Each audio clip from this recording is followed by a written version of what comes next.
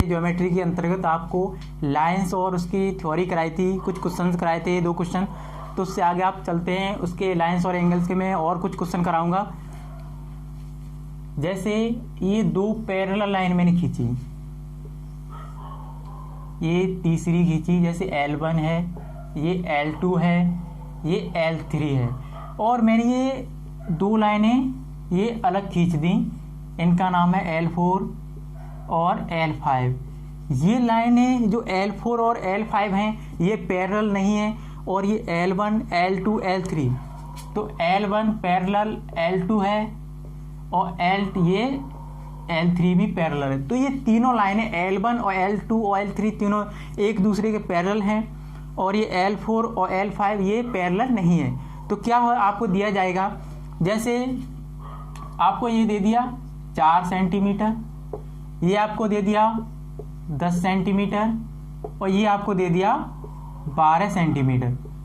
तो आपसे पूछ लिया जाएगा कि L1, L2, तो ये पूछ दिया जाएगा कि इनके बीच की दूरी L1, L2 अनुपात L2, L3 क्या होगा। तो इसे हम क्या निकालते हैं, जैसे ये इन दोनों का डिफरेंस क्या है, 4 और 10, ये 4 और 10 का जो डिफरेंस है ना वो 6 है, यहाँ पर 6 आया। इधर देखते हैं 10 और 12, ये 10 और 12 का डिफरेंस कितना है, ये आया 2।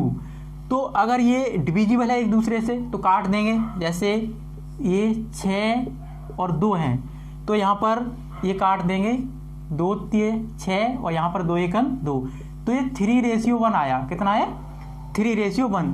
तो ये L1 L2 और L2 L3 का ये अनुपात 3:1 आया। तो ऐसे आपको ये क्वेश्चन पूछेगा। तो ये एक मैंने इस टाइप का एक क्वेश्चन बताया, आगे और बताता हूँ। जैसे मैं यहाँ पर और चेंज करके देखता हूँ वैल्यू,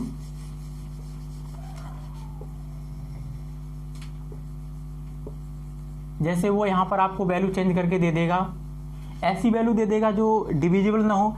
जैसे यहाँ पर 7 सेंटीमीटर कर दिया और यहाँ पर कर दिया 4 सेंटीमीटर और यहाँ पर कर दिया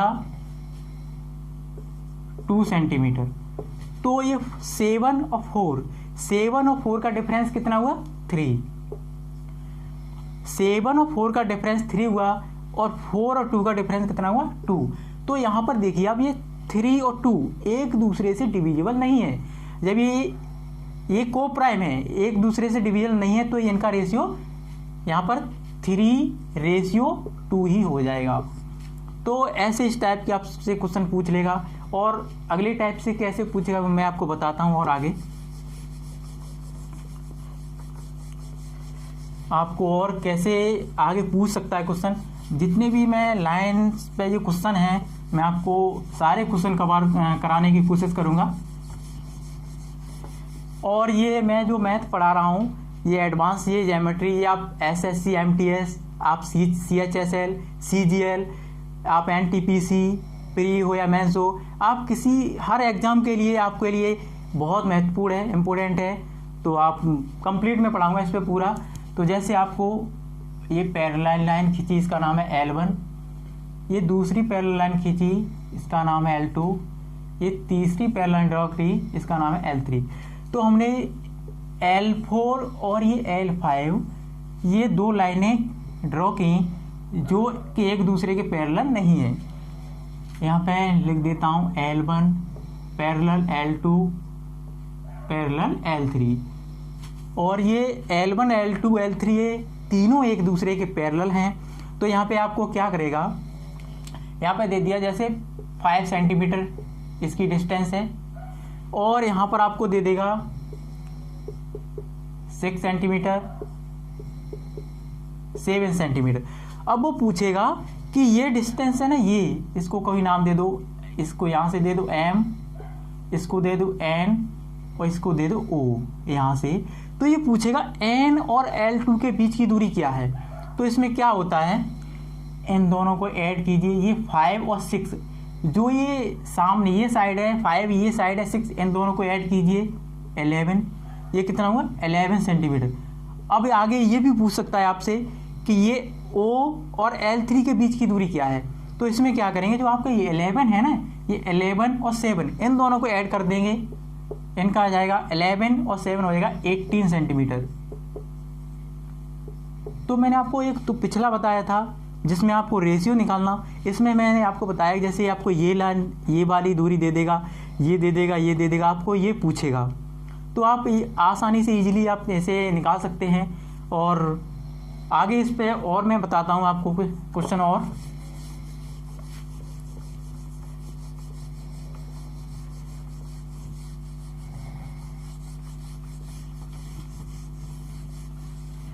ये तो मैंने बताया पैरेलल लाइन में। अब मान लो एक ट्रायंगल है, इसके अंदर आपको अगर दे, जैसे ये ट्रायंगल है, ए है, ये बी है, ये सी है। एक ट्रायंगल ABC है, कोई सा भी हो, चाहे वो इक्विलेटरल ट्रायंगल हो, चाहे राइट एंगल ट्रायंगल हो, चाहे कोई भी XY ट्रायंगल हो। इसमें क्या किया, BC के पैरेलल एक लाइन खींची, इसका नाम है MN। इसके पैरेलल एक और लाइन खींची, इसका नाम है OP। इसके पैरेलल एक और लाइन ड्रॉ की, इसका नाम है QR। और भी कर सकते हैं एक और की। ये सारी line ST, QR, OP, MN, ये सारी लाइन एक दूसरे के पैरेलल हैं, ये BC भी। तो इसमें क्या मैं आपको लिखूं, मैंने बता दिया है कि ये सारी लाइन एक दूसरे के पैरेलल हैं। तो इसमें क्या करेगा, आपको ये वाली दे से दूरी दे दी 2 सेंटीमीटर, ये वाली दे देगा 4 सेंटीमीटर, ये 5 या 6 या 7 कुछ भी मान लो, ये सेंटीमीटर में। ये A और S इसके बीच की दूरी 2 सेंटीमीटर है, S और Q इसके बीच की दूरी 4 सेंटीमीटर है, और Q O के बीच की दूरी 5 सेंटीमीटर है, और O M के बीच की दूरी 6 सेंटीमीटर है, M और B के बीच की दूरी 7 सेंटीमीटर है। तो इसमें अब ये पूछेगा आपको कि इसकी S और ST के बीच की दूरी क्या है, ST के बीच की दूरी क्या है। तो अब यहाँ पे देखिए मैंने क्या बोला था, उसमें मैंने आपको ये पैरेलल लाइन वाला ये भी कराया था साइड में, ये वाला। इसमें मान लो ये 4 दिया था, ये आपको XY ये 5 ये 6 कुछ भी दिया हो, तो इसमें मैंने बोला था इन दोनों को ऐड कर दीजिए, 4 और 5 9। इसमें देखिए यहाँ पर ये तो दिया है 2 सेंटीमीटर, लेकिन यहाँ पर ये मिल रहा है, यहाँ पे कोई डिस्टेंस नहीं दिए। जब कोई दो बिंदु हों, अगर वो कोसेंट्रिक हैं, तो अगर एक ही बिंदु पर मिल रहे हैं तो उसके बीच की दूरी हमेशा 0 होती है, आपको पता है। तो यहाँ पर मान लीजिए 0 है, जब कोई दूरी बीच की दी नहीं है तो 0 मान लो। अब 0 को इसमें ऐड करेंगे तो 2 ही आएगा ना, 2 सेंटीमीटर आ गया। अब इस 2 को इस 4 में ऐड करेंगे तो 6 सेंटीमीटर आ गया। इस 6 को 5 में ऐड करेंगे तो 11 सेंटीमीटर आ गया। इस 11 को 6 में ऐड करेंगे तो 17 सेंटीमीटर। ऐसे ही ऐड करते हैं 17 को 7 में तो 24 सेंटीमीटर। तो इसमें आपको कोई प्रॉब्लम नहीं होनी चाहिए। मैं एक बार दोबारा बता देता हूँ। जैसे मैंने ये 3 पैरेलल लाइन खींची थी, L1, L2, L3। इसमें क्या था, आपको ये 4 सेंटीमीटर की दूरी दी हुई थी, ये 5 सेंटीमीटर दी हुई थी, ये आपको 6 सेंटीमीटर दी हुई थी। तो इसमें आपको ये पूछ रहा था यहाँ से लेकर यहाँ तक की डिस्टेंस, ये MN, तो ये पूछ रहा था। तो हमने क्या किया, इस 4 को इस 5 को ऐड कर दिया तो 9 आ गया। अब आगे पूछता है यहाँ पर तो 9 और 6 को ऐड कर देते 51 हो जाता। अब यही एक पैरेलल लाइन में देकर क्या कहे, वो क्वेश्चन को घुमा सकता है, एक ट्रायंगल में दे सकता है आपको कंफ्यूज करने के लिए। क्योंकि यहाँ इसके अंदर भी देखिए, अगर यहाँ पे अगर इसे मिटा लें, यही तो स्ट्रक्चर बन है, यहाँ 3 है, उसने बहुत सारी खींच दी है, तो यही है, उसने क्या किया, आपको कंफ्यूज कर दिया। आपको सिर्फ इतनी दूरी पूछ सकता है, कोई भी इसमें से कोई भी दूरी आपको पूछ सकता है। तो मैंने इसमें बता दिया कि यहाँ पर 4 सेंटीमीटर दी थी। तो यहाँ पे अगर ये ट्रायंगल है तो यहाँ पर ये लाइन, ये OC और BO, ये हमेशा ये इस पे, सॉरी O नहीं, हाँ O है, इसलिए इस पे मिल रही है। तो क्या है, ये जब इस पे ये मिल रही है तो यहाँ पे इसकी दूरी 0 है। तो 0 है तो इसमें 0 में 2 ऐड करेंगे तो 2 होंगे, 2 में 4 ये 6, और 6 में ये 5 ऐड करेंगे तो 11, और 11 में 6 ऐड करेंगे तो 17 7 ऐड करेंगे तो 24।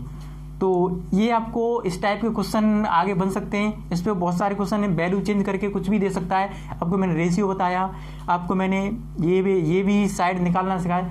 तो लाइन और एंगल से बहुत सारे क्वेश्चन बन सकते हैं। अब मैं आपको आगे और क्वेश्चन कराता हूँ। तो मैं अब आगे नेक्स्ट टाइप का क्वेश्चन बताता हूँ आपको। जैसे ये पैरेलल लाइन है, इसका नाम है L1। अगली पैरेलल लाइन खींची, इसका नाम L2। एक और हमने पैरेलल लाइन खींची, इसका नाम L3। और ये रेखा L4 और L5 ये एक दूसरे के पैरेलल नहीं है। तो हम क्या है, अब आपको एग्जामिनर क्या पूछेगा क्वेश्चन में, वो आपको दे देगा ये 4 सेंटीमीटर, ये आपको दे देगा 9 सेंटीमीटर, और आपको बोल देगा कि ये वाली साइड इक्वल है। तो इसमें से L1 L2 ये इससे बोल देगा x, इसे x बोल देगा कि x की वैल्यू क्या है, आपको ये x की वैल्यू पूछ लेगा। तो ये क्वेश्चन क्या है आपको, मैंने आपको ये प्रीवियस वीडियो में आपको बताया था ये वाला कंसेप्ट। इसमें क्या होता है, जैसे ये है 4, जैसे इधर साइड लिख रहा हूँ, जैसे ये 4 है, ये 4/x लिखेंगे इधर। तो ये L1 L2 L3 ये तीनों लाइनें एक दूसरे के पैरेलल हैं। तो क्या होगा, जब इधर हमने लिखा 4/x तो इधर क्या होगा, x/9, क्या होगा, x/9। अब ये क्रॉस मल्टीप्लाई हो जाएगा, तो ये हो जाएगा x² इक्वल टू हो जाएगा 36। तो x का अगर इसका हम रूट निकालेंगे तो x इक्वल टू हो जाएगा ±6। तो यहाँ से हम x की वैल्यू ±6 निकलाई। तो ऐसे वो आपको क्वेश्चन पूछेगा। जैसे मैं और क्वेश्चन कराता हूँ इसके ऊपर, यहीं पर वैल्यू चेंज करता हूँ।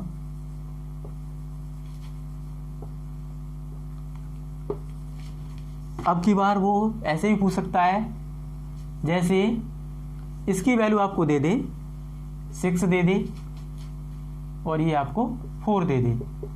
ये 4 सेंटीमीटर है, ये 6 सेंटीमीटर। अब की बार ये वो आपको x या कुछ भी y कुछ भी दे सकता है, ये दे दे, ये x है दोनों। अब इसमें पूछेगा कि x की वैल्यू क्या है, तो इसमें भी वही कंसेप्ट लगेगा। इसमें क्या होगा, ये x इधर हम साइड लिखेंगे x/4। ये नहीं है आप कहें कि हमेशा x/4, आप 4/x लिख दीजिए, क्योंकि L1 L2 L3 पैरेलल है। मैं इसमें क्या करता हूँ, 4/x कर रहा हूँ, इसके अपॉन ये। तो ये तीनों लाइन एक दूसरे के पैरेलल हैं। तो जो प्रॉपर्टी आप LHS में फॉलो करेंगे वही प्रॉपर्टी आप RHS में फॉलो करेंगे। मैंने इधर ये 4/x लिखा है, तो इधर भी हम 4/x लिखा है, तो इधर हम x/6 करेंगे।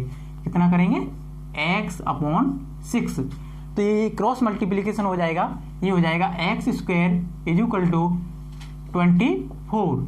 अब इसका हम रूट लेंगे तो x equal two plus minus, अब ये 24 है तो इसका 2 आ जाएगा बाहर और अंदर रहेगा 6। तो ये आपका हो जाएगा आंसर। ये जरूरी नहीं आपका परफेक्ट निकले स्क्वायर कि जैसे पिछले में निकला था 6, इसमें रूट में भी आ सकता है। ये 2 भी अगर बाहर नहीं आता किसी में तो रूट में भी आंसर आ सकता है। तो ये तो एक टाइप का आपका ऐसा क्वेश्चन पूछेगा एग्जामिनर। और अगला टाइप में क्वेश्चन बताता हूं आपको।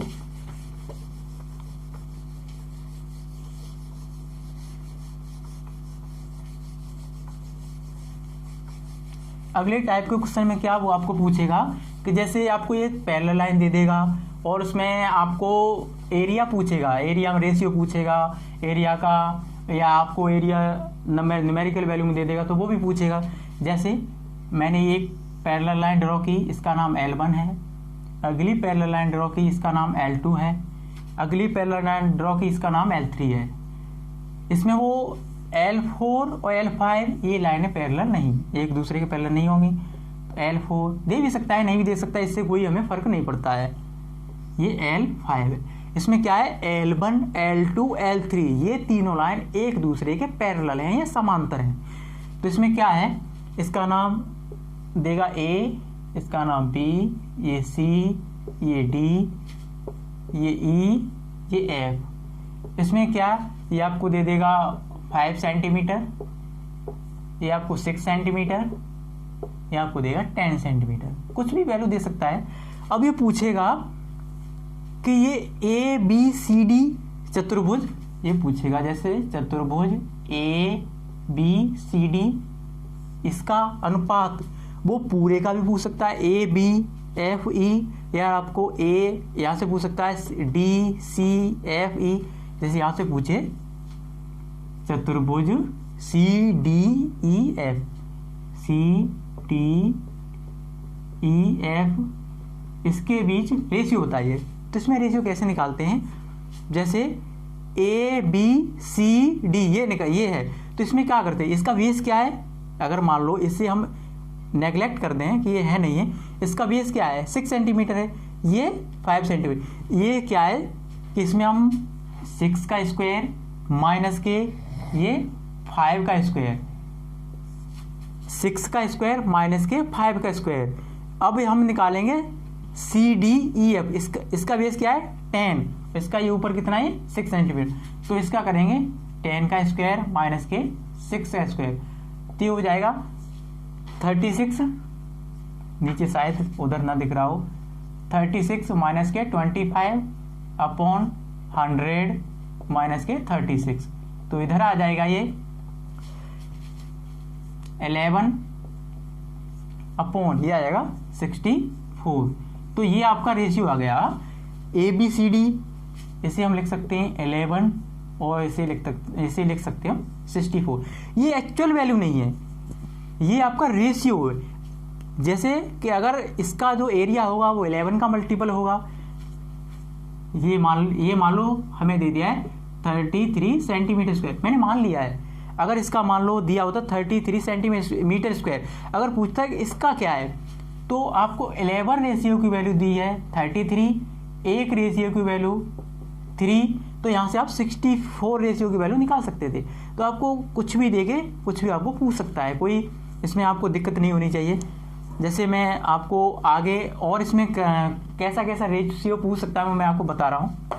जैसे इसमें आपको यहाँ पर ए बी सी डी दे दिया और नीचे इसका पूछ लिया, अब वो आपको पूरे का भी पूछ सकता है। जैसे यहाँ पर चतुर्भुज A B F E, A B F E, ये आपको इसका भी रेशियो पूछ सकता है। तो इसमें क्या है, अब आपको इस वाले का निकालना है, तो इसका वाले का तो मैंने बताया था, ये बेस में इसका कितना है 6 सेंटीमीटर इसका बेस, और 6 में से 5 सेंटीमीटर से घटाएंगे 6 का स्क्वायर माइनस के 5 का स्क्वायर, ये तो आपका ए बी सी डी का निकल आएगा।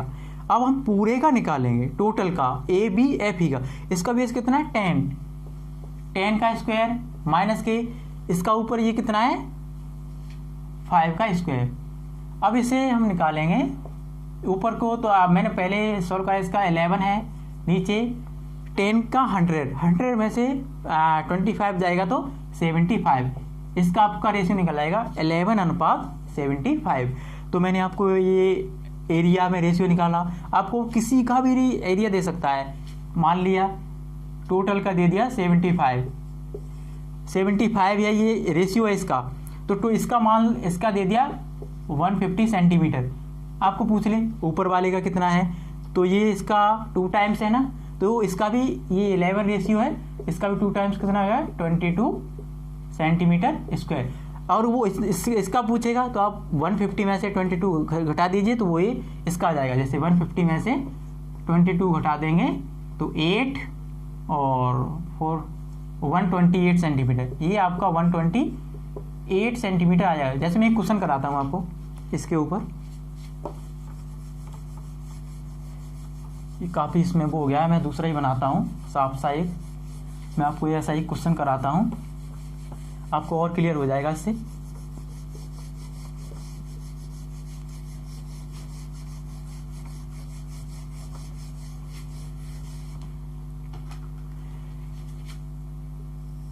जैसे ये L1 है, ये L2 है, ये L3 है, ये तीनों लाइनें एक दूसरे के पैरेलल हैं। ये L4 है, ये L5 है, ये एक दूसरे के पैरेलल नहीं है।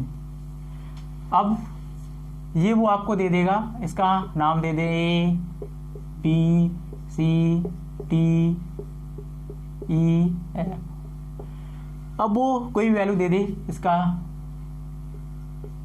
2 सेंटीमीटर, ये 4 सेंटीमीटर, ये 6 सेंटीमीटर, कोई भी वैल्यू दे सकता है। अब उसने दे दिया कि इसका एरिया है वो आपका 48 सेंटीमीटर स्क्वायर है। इसका एरिया दे दिया आपको 48 सेंटीमीटर स्क्वायर। अब वो पूछेगा कि quadrilateral C D E F का एरिया बताइए। सी डी ई एफ इसका एरिया आपको पूछेगा। तो अब इसमें क्या करेंगे, आपका इसका एरिया आपको पता है कैसे निकालते हैं, इसका एरिया का रेशियो। तो इसका एरिया का जो रेशियो है ना वो टोटल से हम निकाल लेंगे। तो इसका एरिया का जैसे quadrilateral A B C D upon total कितना A B F E, quadrilateral A B F E, इसका रेशियो निकालेंगे। तो ये ऊपर ये 4 का स्क्वायर माइनस 2 का स्क्वायर, तो 4 का स्क्वायर माइनस के 2 का स्क्वायर अपॉन, इसके बाद ये टोटल का निकालेंगे 6 का स्क्वायर माइनस के 2 का स्क्वायर, दिख रहा होगा शायद आपको। तो 4 का स्क्वायर 16 होता है, 2 का स्क्वायर 4 होता है, तो 16 में से 4 गया कितना होता है 12। ये नीचे इसका होता है 36, इसका होता है 4, तो ये बचेगा 32। इसे हम डिवाइड भी कर सकते हैं, 4 3 12, 4 8 32, तो ये आपका रेशियो 3/8 आया।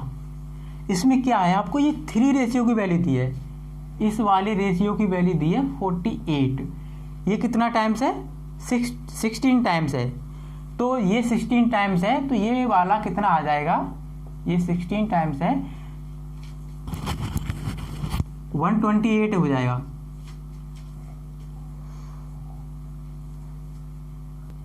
इसका ऊपर वाले का 48 सेंटीमीटर स्क्वायर दिया है, टोटल का 128 सेंटीमीटर स्क्वायर आ गया। टोटल का कितना आ गया 128 सेंटीमीटर स्क्वायर आ गया।